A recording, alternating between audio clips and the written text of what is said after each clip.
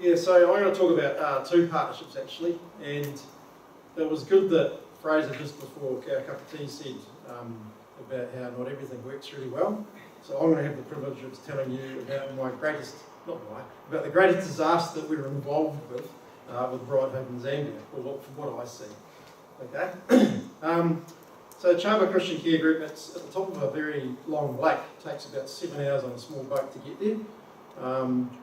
And we started partnering with them back in 2006, so about 10 years ago. We started with an orphan program. So we were funding about 158 kids into school, and the budget was about $15,000. Then they wanted a rice mill. And I remember one time John Fleming and I, we went up there to look at this, putting a rice mill in. They proceeded to give us 2 push bikes. Mine had 1 pedal, and John's had half a seat. And we pedalled for about 40 kilometres to go and see this rice field for this rice mill. And we got there and there was nothing there, and they said, oh yeah, now it's the off season, the rice only grows in the wet season, so you won't see anything. So Julie, we pedalled all the way back and thought, what are we doing? We ended up funding the rice mill, which ended up, once it was installed, there was a couple of issues with it. And then everything sort of hit the fan with these guys, and I was left wondering, what are we doing here? You know, but you see, relationships are actually quite messy, and we're a very, very relational organisation, so you can't, there's no formula for this. It's not A, B, C, D, and then everything's a big success. And what happened was, the rice mill was broken, so they wrote me a letter and said, Mr. Jelly, because they pronounce R's as L's and L's as R's, so I'm called Mr. Jelly, instead of Jerry. And they said, your rice mill is broken, can you come and fix it, please? In the meantime, the orphan numbers, of those 158 orphans, a lot of them were in primary school when we started. And then they went up to the level of secondary school, and the cost of primary school was quite low, and the cost of secondary school was quite high. So that budget went from the first year of $15,000, they presented me with a budget for $60,000 to fund the second year, because everybody went up to the secondary school. So, it's not very sustainable, is it? You can see why I'm saying this is a bit of a disaster. They responded, they wrote me this other letter. No, I wrote them a letter and said, excuse me guys, what's this partnership about, what are we doing? And they wrote me a letter back, and the words I quote were, you give us the money and we spend it.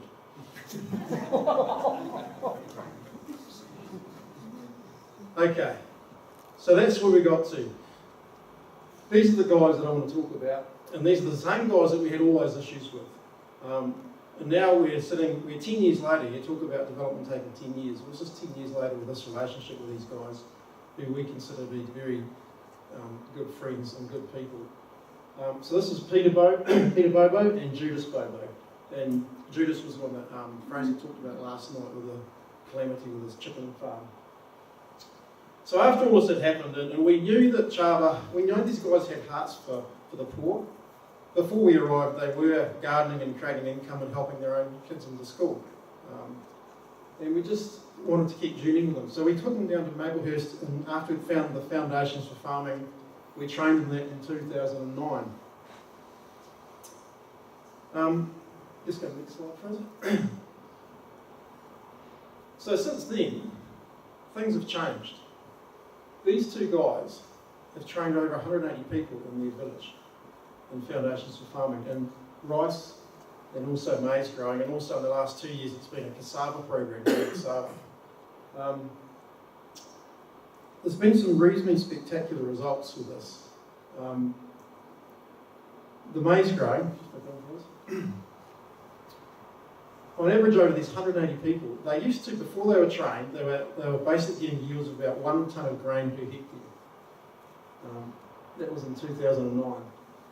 The last season's results we got from this 180 odd people was that they've increased that to 5.5 tonne, which is a huge increase. And the year before that, the yields they were getting was actually 7 tonne, because this year that I've just gone through was a very, very dry year in Zambia and very hard for people to farm well. And because of some of the techniques that John was talking about, mulch and using compost, the guys that farm using these methods, well, they still had a good crop. Like 5.5 tonne is still a good crop. And you look at all the other guys that farm their communities, well, there's a lot of people starving in Zambia right now because they won't be harvesting this year's crops till May and they'll run out of food. So you can see the change it is in their lives. The education fund that I said started at $15,000, we're now down to only $4,000 that's going to the education fund because all of these families are actually sponsoring their own kids into school. In 3 more years' time, that education budget will be nil. So there'll be no more of that happening, but there'll be more and more farming going on. I've got this picture of Cecilia there because she was a lady that we interviewed on one of our trips. She has 10 children. She has 2 orphans from her brother, who's also passed away, and her husband died. So she's trying to look after all these kids. Before the farming training, she was only sending one of those kids to school because that child was on the education fund that we were funding. After this, the training and her farming has increased, she's now sending all 10 of her own children to school, plus the 2 orphans. And one of those 10 that go to school is actually going to a college. And she's the one that's done it. She's feeding them at least 2 meals a day. Previously, she was feeding them 1 meal every 2 days. And this is the sort of person that's being directly influenced by Foundations for Farming and what has been happening. So a bit more sustainable now. But it's been a hard road, you know, it's not like it's just happened. I just wanted to make sure that we highlighted that being relational, you hang in there with these guys, you try and find ways, and they try and find ways that can actually help their community. Another thing we did there, just quickly, was an agricultural supply shop. Chaba being very at the top of this lake, it's quite isolated. And what the guys said was, if we train farming, it's going to be very difficult for people to buy the inputs, the seed and the fertiliser and the lime, etc. So they wanted to set up an agricultural supply shop where they bought a truckload of goods in bulk and then they distributed that up into smaller bags and sell it to the farmers. So that's been going quite well. In fact, last time we were this guy, Judas Chaba, they used the funds, the profits from this little business to actually send this guy to teachers training college down in one of the bigger cities in Zambia. And he's a guy that says, you know, I'm coming back to Chaba to teach. In fact, we met him there because he was on his holidays and he'd come back to teach all the kids extra lessons. So he's another guy that we're going to keep an eye on to see where he's going to go because he's got a heart for the people's community. Okay, so that was Chaba. Now I'll just quickly talk about Chifundu and the Chipata rule.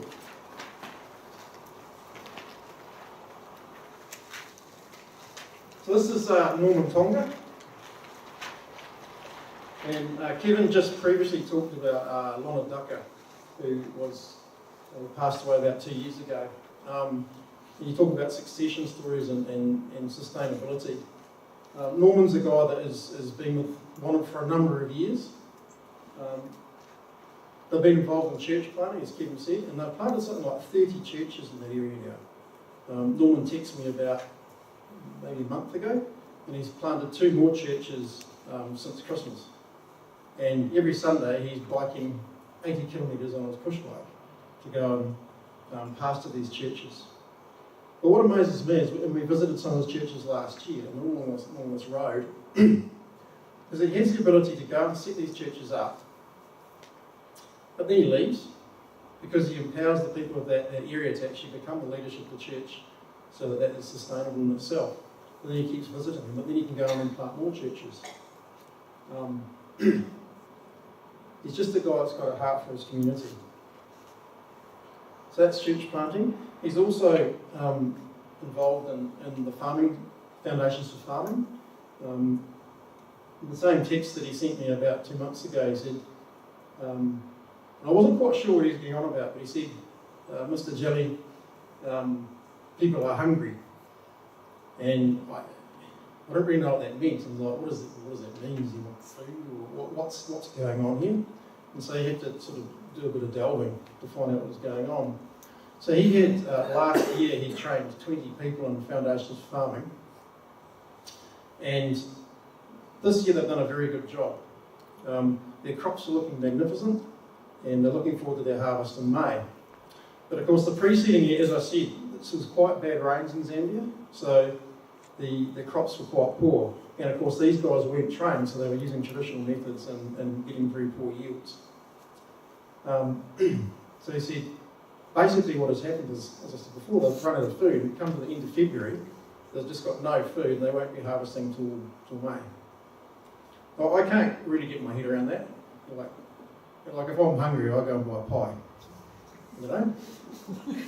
And like for the rest of us, what's it like? I mean, I've got no food for 3 months. Nothing. And it's like, what do you do? We see here's where the other side of sustainability, here's where greed comes in, because there are some people in this area that do have food. And they are going around, these poor farmers, and saying to them, look, I'm going to sell you a 25 kg sack of grain, but when you harvest in May, you're going to repay that by giving me 250 kilograms. Which is just, it's ridiculous interest rate. But if you're one of these poor farmers, what are you going to do? You've got nothing, you've got no food. You want to feed the kids and get through this period. So, yeah, Norman was very aware that that sort of carry-on will mean that the sustainability of the whole project will go down. So we have helped him with a small loan where he's going to buy some food for those guys as a loan. They'll repay 1 for 1, and then they're going to hold that money and use it for a micro-loan program for later in the year for inputs. But you know, this is Norman's idea, so you can see the sustainability ideas that he's having for his community, trying to get that to go through. Also, Norman said that the agricultural officers have saw his field, which that's his field from about 2 years ago, and they thought it was so good that they wanted to run the agricultural field day at his farm, which is great. And he just texted me about 4 days ago and said they held the field day there. There was over 100 odd people there, and he was able to share the gospel with all these people, as well as teaching about foundations for farming. So, yeah, a very cool guy.